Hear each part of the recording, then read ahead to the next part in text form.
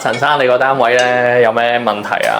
即係依家最後係個師傅係點樣啊？個師傅揾唔到人啊！揾唔到人。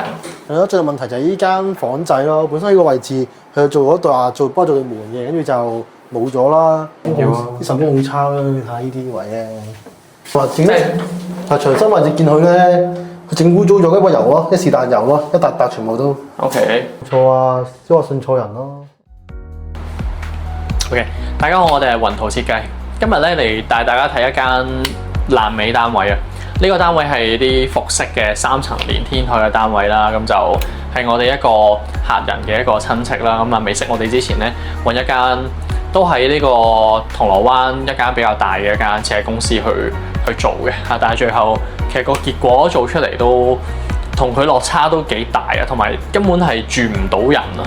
咁所以咧，同大家睇下呢間屋有咩問題啦。首先係啲手工啦，同埋啲安全問題係最值得注意啦。咁同埋我哋望完之後咧，都發現其實有好多即係呢一啲咁嘅裝修問題咧，係好多其實你揾一啲設計公司或者裝修公司溝通嘅時候，其實係可以避免到嘅。咁條片後面我哋會再同大家去研究下嘅。咁睇下呢個單位有咩問題先啦。咁首先就係啲手工啦，你見到咧，佢本身都即係呢啲咁嘅櫃位咧，有好多啲罅嘅。然後咧，我估係冇同業主溝通好啦。你睇下呢啲完全係啲手抽位咧，係要攞張貼紙嚟黐嘅。咁如果張貼紙甩咗，咁點算咧？係嘛？咁仲要冇做油壓嘅，係嘛？咁整親手咁點咧？咁交代翻個屋主背景先啦，因為佢本身比較多小朋友，呢間房咧，即係呢個屋企咧得2間房唔夠用嘅，咁所以咧佢犧牲咗半個客廳啦，就做咗個閣樓咧俾啲小朋友用啦。咁先望下呢度先啦，佢本身咧嗰個效果圖咧係有道門嘅，咁結果咧師傅就唔知點解就冇做到啦。咁再行到入嚟，可以望下啦，佢係冇做到一個燈位嘅，其實係全暗嘅呢間房。咁窗簾都冇做到啦。咁然後見到有個問題就係咧，你見唔見到呢個櫃咧係棘實咗喺上面㗎？咁我哋啱啱咧上去都研究過咧，其實本身上面咧嗰個床做嗰陣咧，佢個承重力就唔夠啦。其實係上面係有少少陷咗落嚟咯。咁依家其實仲未擺床褥同埋未瞓人嘅。咁其實如果日後咧你又真係擺埋床褥啦，有埋人喺上面住之後咧，長遠嚟講係有一個好大嘅安全隱患係會冧落嚟嘅。OK， 好。咁然後啦，就去到呢個位啦。其實有個好明顯嘅一個設計嘅缺陷啦，係直頭咧，佢做呢個閣樓樓梯咧，呢一度門咧係卡住咗嘅，用唔到嘅。咁然後啦，呢個位咧，佢啲樓梯咧都去到420啦。其實係你唔好話小朋友啊，即係其實你話我自己去冚上去咧，我都覺得有少少危險嘅。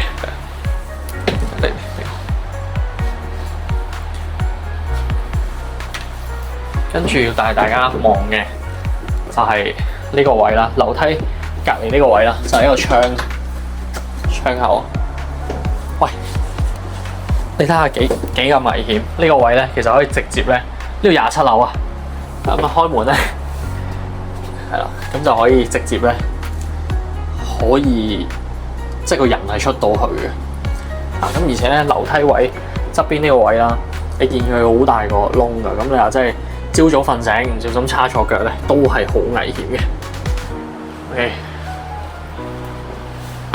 咁去到上面呢張床啦，哇，好難上嚟。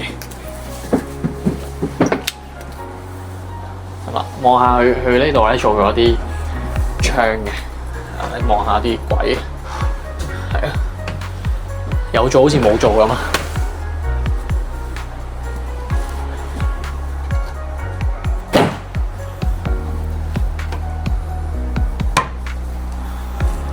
唔使講，咁呢度大家可以見到啦。其實放咗床褥之後咧，其實根本就唔會開到呢啲咁嘅所謂嘅櫃門嘅。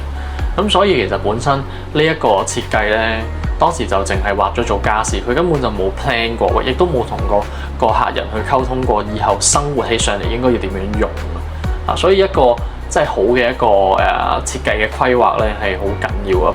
嗱，咁我都示範落嚟個效果啦。首先呢度頂頭啦，跟住咧左手邊呢個位咧其實好危險噶，呢度樓底咁高咧跌落去咧都重傷啊！呢啲位啊好危險啊！咁都同大家睇下2樓有咩問題啦。呢間都係小朋友房啦，咁一樣都係咧冇做門，咁啊又冇燈啦。咁就算做咗門咧，都係唔透風嘅。咁啊啲空氣流通唔到啦。咁另外就係啲手工問題啦，可以望下呢啲螺絲窿啦，同埋咧呢啲位咧完全係封實唔到嘅，漏光嘅。仲有呢啲乜櫃咧？睇下。咁啊，上面2樓咧，轉頭先補翻啲鏡俾大家啦，有好多啲螺絲窿。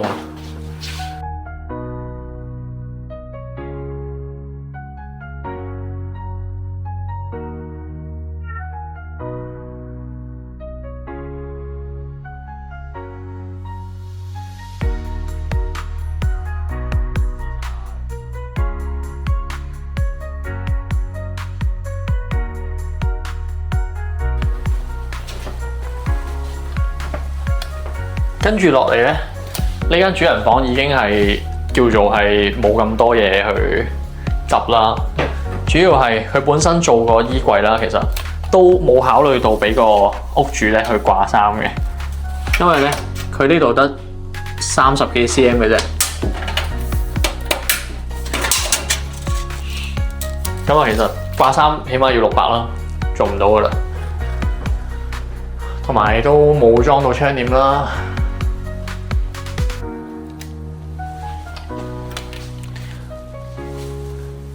同埋啲圓角位咧都係收得好差嘅。咁最後帶大家睇埋天台啦。天台咧就係因為佢哋話臨尾咧係揾唔到師傅啊，失咗蹤啦。咁設計公司亦都唔跟進啦。咁最後咧師傅咧就將所有一啲施工嘅垃圾啦掉晒喺天台。咁其實連清垃圾呢一 part 咧都冇做到嘅。咁最叻就天台位置咯，啲垃圾佢完全冇清過嘅。係啊，好亂啊，又整又污糟啊。咁但係大家睇完個單位啦，大家都見到有幾伏啦，因為始終佢3間房做咗3組家私，其實都講緊要20幾萬㗎啦。咁20幾萬就交啲咁嘅質素出嚟，其實都係幾嚴重嘅。OK， 咁我哋都本身係同個客研究過佢份報價單啦，其實我發現有好多細節嘅伏位啦，都可以避免到嘅。咁我有時間咧，遲啲翻到 office 咧，再拍條片同大家講解下有啲邊啲伏位可以去避免啦。咁但係大家睇完呢個爛尾單位啦，咁其實個背景係咁嘅。屋主咧揾完個設計公司，淨係提供咗個效果圖同 3D 圖俾佢啦。咁其實有關一啲施工嘅細節啦，同埋一啲設計圖啦，其實根本就冇提供到俾佢哋。咁所以咧，師傅安裝嘅時候咧，就將好多一啲零件啊同板材啊裝完之後咧，都有一堆咧就漏咗喺天台。咁屋主問翻師傅啦，其實啲零件有啲咩用啊？即係個師傅都答唔出。咁所以咧，其實如果冇一啲清晰嘅一啲施工圖咧，就連師傅都唔知啲位置，即係啲家私嘅一啲零件啦，裝喺邊度啊？咁所以咧就會令到呢啲家私裝完之後咧，喺結構上同埋功能上咧，都一定會出現到一啲問題嘅。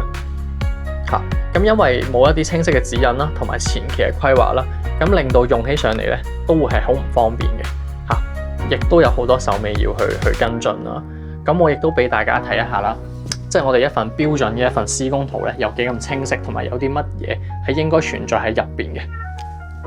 咁首先咧，呢份係我哋嘅水電圖嚟嘅。咁你可以見到我哋邊啲位有燈咧，我哋一早就已經 mark 好晒㗎啦，全屋包括廁所啦、房啦同埋客廳啦，我哋都全部 mark 好晒㗎啦。咁就好似嗰個單位咁，其實你見到佢間房根本就冇燈喺度嘅，咁就係好明顯係一啲前期嘅規劃咧係做漏咗啦。咁最緊要嘅係，我哋係連啲電掣啦喺邊度啦，甚至係有幾多個啦，我哋都係一目了然嘅。咁就絕對去到後期咧就唔會計錯數，就同你講啊，你有爭幾多個電掣啊，每個電掣要加你幾多錢啦，就唔會有呢啲咁嘅情況出現啦。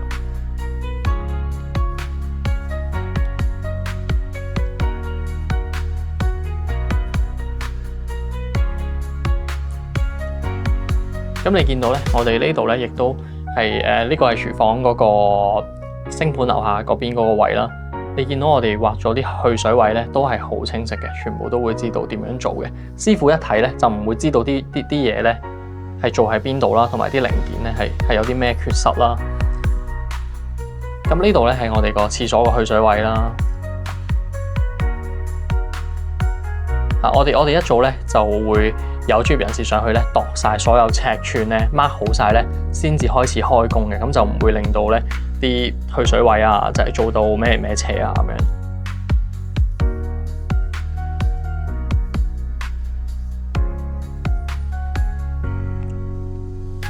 咁啊，再同大家講下啦，